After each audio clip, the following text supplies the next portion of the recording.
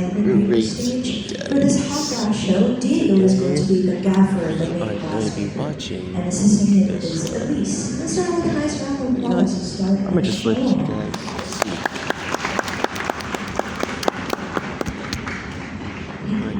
My name is Casey, and let me explain things to you guys as it's going on. Diego has gotten started here with a little bit of clear molten material from our melting furnace right here.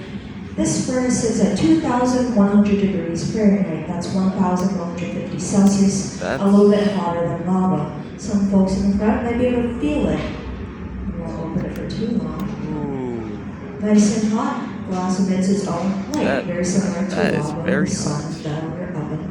The big puff into this hollow stainless steel pipe, the air is nowhere else to go but to that soft molten material. And now we have a little bubble in the mix.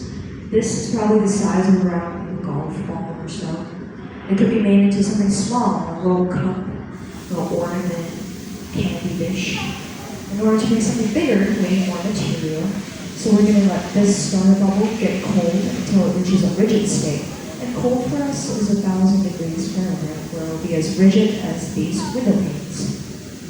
Just feeding things up a little bit with some compressed air, and he's going to go ready to get a second gather from the furnace. So bigger pieces, like a couple of these here, this might be a 3 gather piece. So same thing, you would just let the bubble cool down, so that's a nice solid foundation. Go in for another gather, let that cool down, gather again and again.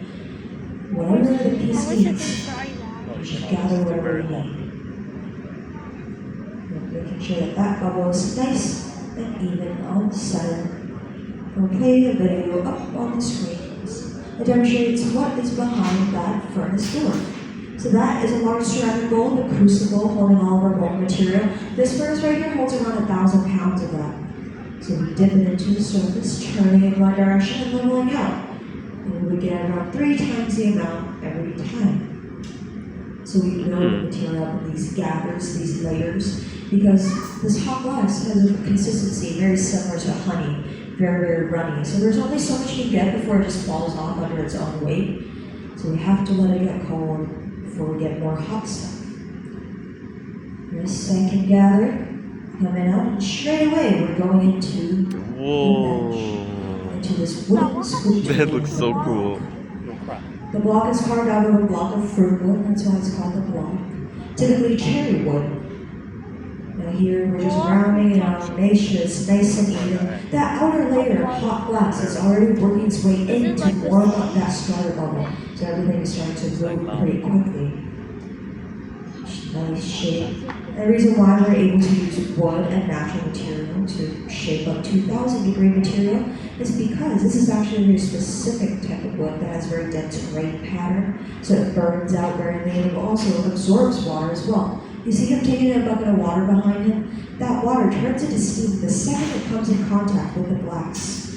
So it's that steam barrier that allows the glass to glide very smoothly. The Leiden frost effect, and the same thing that's happening with this little flexible pad right here.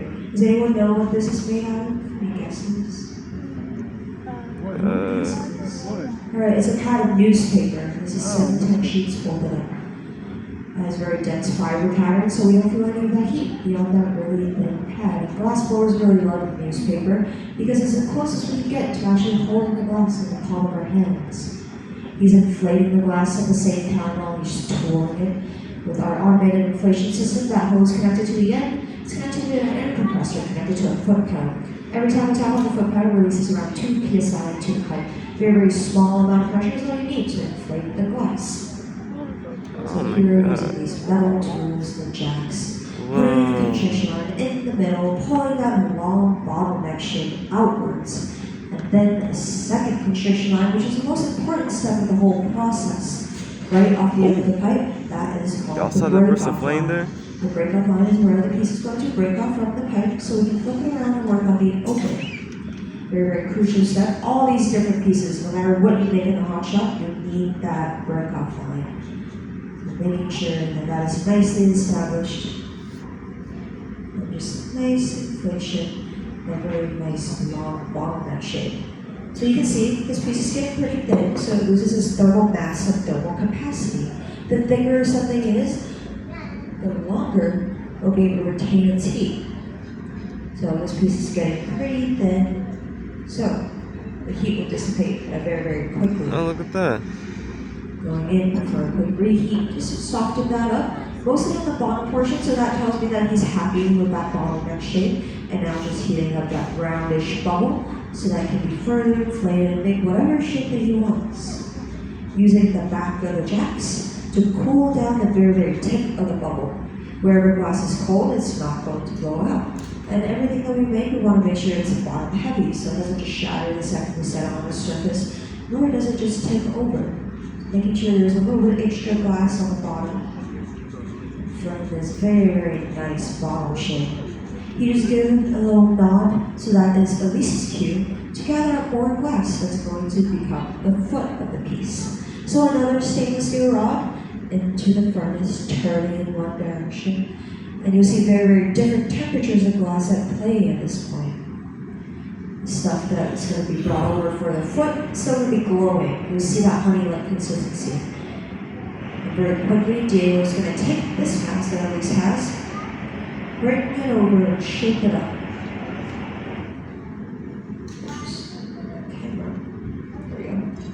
Taking that, placing it to the bottom, turning, casting it on, melting it right off. Really quickly, Diego is going to use a graphite paddle, shape it up, make sure it's nice and centered. That it's the exact width that he wants it to be. Using the back of the tweezers, putting in this very nice texture on the side, these little arcs. Oftentimes we call that elephant toes, because it looks like elephant toes. Standing by with a wooden paddle, just to flatten out the bottom, so that this can sit nice and straight. And Elise has turned that gather rod into a nice little putty, the secondary handle that will catch the piece, so we can flip it around and work on the opening. So Diego's just going to balance out those temperatures really quickly, and a quick maintenance heat we call flashes. And they'll meet at the bench, attaching it on the bottom of the foot. Make sure that it's perfect temperature. Very, very light tap is all you need to hold on to the piece. Make sure that doesn't move around too much when we go back into the heating chamber. Using this torch right here, the fluffy torch, to heat up the very top. The fluffy torch, it's called a fluffy torch because it's really fluffy. And we have a little bit of water for a thermal shock. Pull the glass out, stress it. And we have a nice, clean break. Let's give you a nice round of applause for that very nice transfer. Very tricky stuff.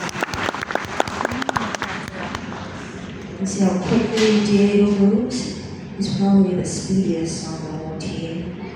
You can see that leaves a little small opening on the top of the piece, where the piece is going to be opened up from. The reason why we like to celebrate that stuff often is because usually that's where things go wrong. Usually the piece is a little too cold, the droplets of water could be enough to send giant cracks right down the middle of the piece. Or the piece could be too hot, it'd be moving around, it'd be out of control, it could take a piece out of the neck, it could detach from both ends and up on the floor. Many things can go wrong, but you can see it's still one piece. And now he's reading the very top of the vessel. It was cold enough to break, and now it's being hot again so that it can be nice and malleable. So you can see a little bit of movement in that, turning very nicely, making sure this is a perfect working temperature.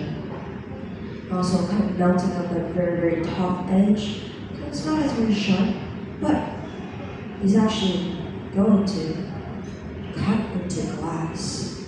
So right now using the blades of the jacks just to straighten things out a little bit, but going in with a pair of duckbill shears, kind of this very, very nice trim. Damn. That's See that high side of the Yeah. That's crazy. That's not because That's like That's candy. plastic. It's like candy in a way. But that forms a little spout for you to pour out of. That kind of gives me an idea what he's going to make and what comes next. You're just going to work on making sure that that edge is nice and soft and low. So that's exactly what he wants it to be. While he's just going to prepare an extra bit of glass, adding additional bits of material to the piece. It's called bit It's work. actually cute already. It's very nice to have an assistant for steps like this.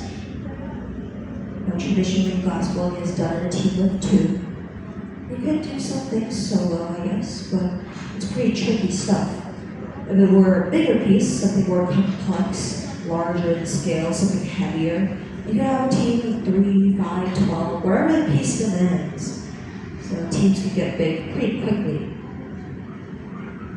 Using this glass, we're going to shape it up on this marble, rolling it on the steel table. It still conducts the heat away very rapidly, so we're able to cool it and freeze it in place to a slightly tapered cylinder shape. While Diego is just maintaining the temperature of the piece, make sure everything is nice and balanced, so nothing just cools too rapidly, that they strike against each other, because that's how strain is introduced into the glass. We don't want strain because that's how we get cracks. And keeping the whole thing nice and warm, at least heats that up.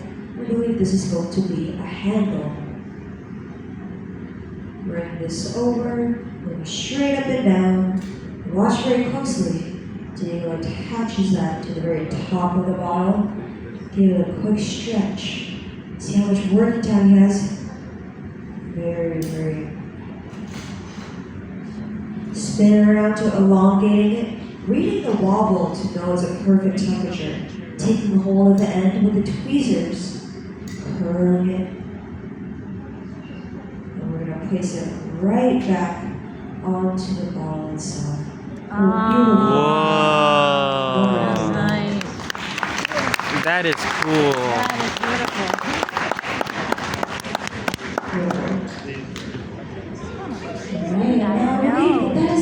That is the shaping process. Handles are typically the last things that we add on to. You can see how much it flip-flops around right there.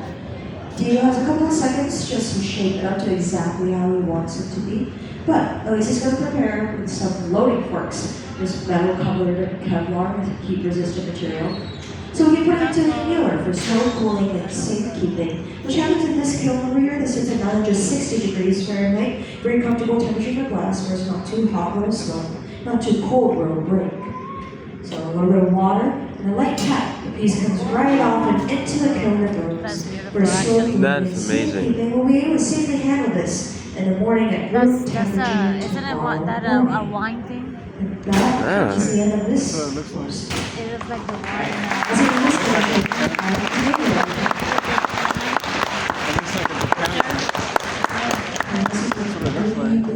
So you guys will go. If there's any questions, come on down. We'd love to chat.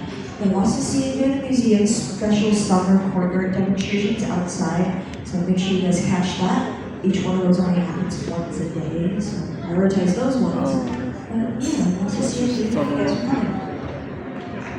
All right, that was awesome. Yeah, that was pretty cool. That was fast though. Yeah, That was fast. No, they don't spend 3 hours. Amazing. It Amazing. comes together pretty quickly.